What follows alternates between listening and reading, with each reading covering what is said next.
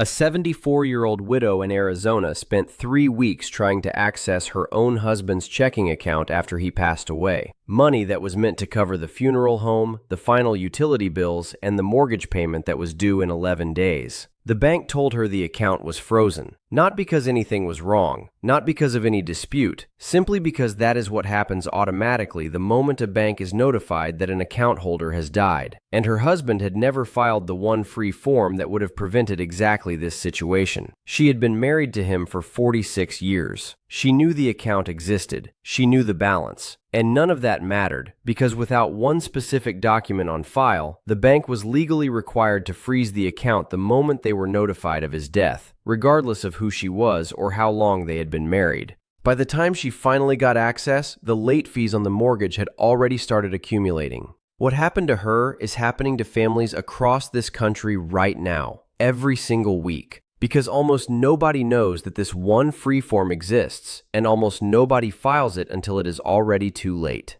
My name is Mason Parker. I track the rules, the forms, and the policy details that affect senior finances. Specifically, the ones that families only discover during the worst week of their lives, when there is no time left to fix the problem before it causes real damage. What I am covering today is something every senior with a bank account needs to know about right now, while there is still time to act, not after a hospital call comes in the middle of the night. Before we get into exactly what this form is and how to file it, subscribe right now and turn on the notification bell. Next week, I am covering a related issue that affects jointly held accounts specifically, and the rule is different enough from what we are covering today that it could change how you and your spouse decide to structure your accounts. Subscribe now so that video reaches you in time to act on it. Here is what actually happens inside a bank the moment they are notified that an account holder has died, because understanding the mechanism is the first step to protecting yourself and your family from it. Banks are legally required to freeze any account associated with a deceased person the moment they receive notification of the death. This is not a policy choice the bank is making. It is a legal requirement under both federal banking regulations and state probate law, designed to prevent unauthorized access to funds while the estate is properly settled. The freeze applies regardless of who is asking for access, regardless of how long they have been married to the account holder, and regardless of how urgent the need for funds might be. A spouse cannot simply walk into a branch and withdraw money from a frozen account, even with a marriage certificate, even with a death certificate, even with the best intentions in the world. The account stays frozen until the bank receives specific legal documentation establishing who has the authority to access the funds. And obtaining that documentation through the standard probate process typically takes anywhere from several weeks to several months, depending on the state and the complexity of the estate. During that entire period, every automatic payment connected to that account stops working. Mortgage payments, utility bills, insurance premiums, funeral home invoices. All of it sits unpaid while the family navigates a legal process that was never designed to move quickly, because it was never designed with the urgency of a grieving family's immediate financial needs in mind. Here is the one free form that prevents this entire situation from happening, and almost nobody knows it exists by name. It is called a Payable-on-Death designation, commonly abbreviated as a POD, and in some states it is referred to as a Transfer-on-Death designation, or TOD, for the same underlying purpose. A Payable-on-Death designation is a simple form that you file directly with your bank, completely free of charge, that names a specific person or persons who will gain immediate access to the funds in that account the moment the bank is notified of your death. Here is what makes this form so powerful. When an account has a valid POD designation on file, the freeze that we just described does not apply to the person named on that designation. The moment the bank verifies the death certificate and confirms the identity of the named beneficiary, the funds become available to that person directly. No probate process, no waiting period of weeks or months, no frozen mortgage payments. The named beneficiary can typically access the account within a matter of days, sometimes even on the same day they bring the death certificate into the branch. This is fundamentally different from how a will works. A will has to go through the probate court process before any assets are distributed, and that process is exactly what creates the weeks or months-long delay that traps families in financial limbo. A Payable-on-Death designation bypasses probate entirely for that specific account, because you have already told the bank directly, in writing, exactly who should receive the funds the moment you pass away. The form itself is typically 1 or 2 pages. Most banks have it available at any branch, and many banks now allow you to complete it through their online banking portal without even visiting in person. There is no cost to file it. There is no minimum balance requirement. And critically, filing a POD designation does not give the named beneficiary any access to the account while you are alive. They cannot withdraw funds, they cannot see the balance through your online banking, and they have absolutely no rights to the account until the specific event of your death occurs and is verified by the bank. It is a designation that activates only at the moment it is needed and remains completely inactive and invisible to the beneficiary until that moment arrives. Here is exactly how to file this form, step by step, so you can complete this before you close this video today. Step 1. Contact your bank directly, either by calling the customer service number on the back of your debit card or by visiting your local branch in person. Ask specifically for a payable-on-death designation form or a transfer-on-death designation if you are in a state that uses that terminology. Step 2. The bank will ask you to name one or more beneficiaries for the account. You will need their full legal name, their date of birth, and ideally their social security number, although some banks will allow you to add this information later if you do not have it immediately available. You can typically name multiple beneficiaries and specify what percentage of the account each one should receive. Step 3. Sign the form in the presence of a bank representative. Most banks do not require notarization for a POD designation, although policies can vary slightly by institution, so confirm this specific requirement when you call.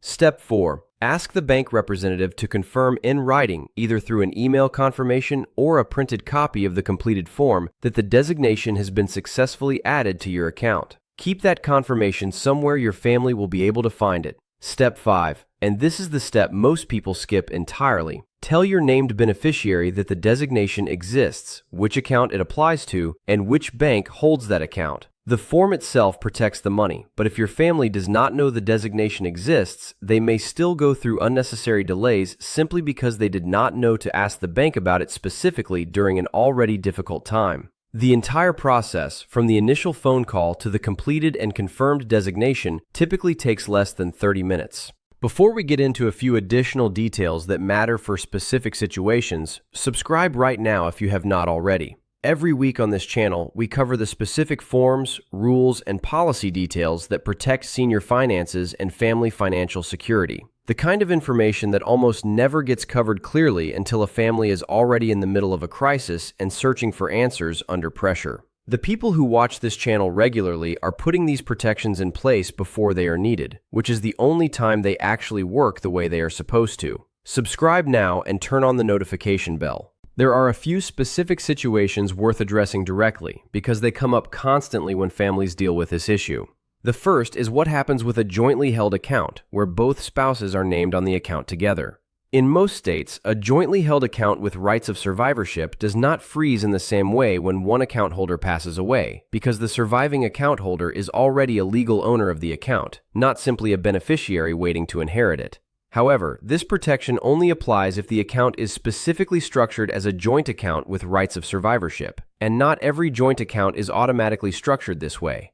It is worth confirming directly with your bank exactly how your joint account is structured, because the difference between a standard joint account and one with rights of survivorship can be significant in exactly this scenario. The second situation worth addressing is what happens if you have multiple accounts at multiple banks. A payable-on-death designation only applies to the specific account it was filed on. If you have a checking account at one bank and a savings account at a different institution, you need to file a separate POD designation at each bank, for each account, to ensure all of your accounts are protected the same way. This is a detail that catches a significant number of families off guard, because they assume that filing the form once protects everything, when in reality, it only protects the specific account where the form was filed. The third situation worth understanding is what happens if your named beneficiary passes away before you do, and you never update the designation. If this happens and you have not named a backup beneficiary, the account would revert to going through the standard probate process upon your death, exactly as if no POD designation had ever been filed. It is worth reviewing your POD designations periodically, particularly after any major life event in your family, to confirm the named beneficiaries are still accurate and still living. Here's the complete action list, everything you need to do before you close this video. Contact your bank today, either by phone or in person, and ask specifically for a payable-on-death or transfer-on-death designation form for every account you hold. If you have accounts at multiple banks, repeat this process at each institution separately because the designation only applies to the specific account where it is filed. Name your beneficiary or beneficiaries clearly with their full legal name and date of birth, and specify the percentage each one should receive if you are naming more than one person. Sign the form and request written confirmation that it has been successfully added to your account. Tell your named beneficiary that the designation exists, which account it applies to, and which bank holds it, so they know exactly what to do and where to go if the situation ever arises. If you are married and hold a joint account with your spouse, confirm directly with your bank whether that account specifically includes rights of survivorship, because the protection in that scenario depends entirely on that specific structure being in place. And if any of your circumstances change, particularly the death of a previously named beneficiary, update your designation as soon as possible, rather than assuming the original form is still adequate. This entire process costs nothing, takes less than 30 minutes per account, and is the single most direct way to ensure that the people you love are never standing in a bank lobby, weeks into a financial crisis, wondering why they cannot access money that was always meant to be theirs.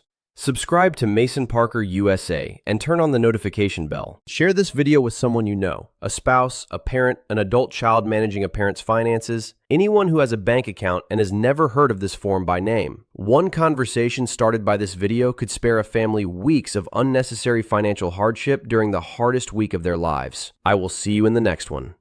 There is one more layer to this that almost nobody considers until it is directly in front of them, and it involves what happens to safe deposit boxes specifically, because the rules are different and in some ways stricter than what applies to a standard checking or savings account. When a bank is notified of an account holder's death, any safe deposit box registered to that person is sealed immediately, separate from and in addition to the freeze on their checking and savings accounts. A payable-on-death designation, the same form we just walked through, does not automatically extend to a safe deposit box in most states. Safe deposit boxes typically require a separate process, and the rules governing access vary significantly from state to state. In some states, a co-renter listed directly on the safe deposit box agreement retains immediate access even after the primary renter passes away, similar to how a joint bank account with rights of survivorship works. In other states, even a co-renter may face a waiting period or be required to have a bank representative or state official present during the first access after a death is reported, specifically to create an inventory of the contents for estate purposes. If you keep important documents, jewelry, or other valuables in a safe deposit box, it is worth calling your bank directly and asking two specific questions. First, who is currently listed as a co-renter on the box? And second, what your state specifically requires for access after a death is reported.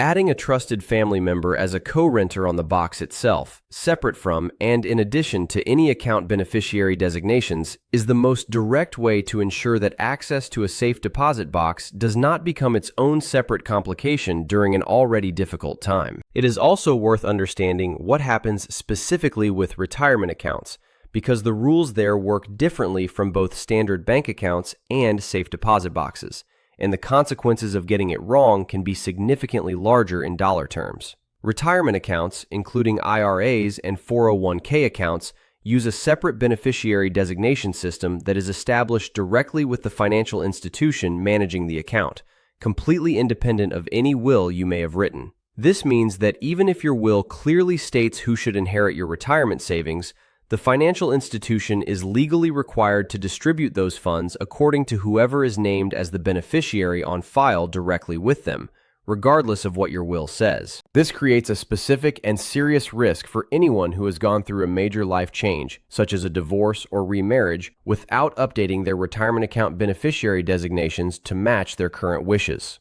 There have been documented cases where a former spouse, named as a beneficiary decades earlier and never removed from the account, received the full retirement account balance after a death, even though the deceased had remarried and clearly intended for their current spouse to inherit those funds.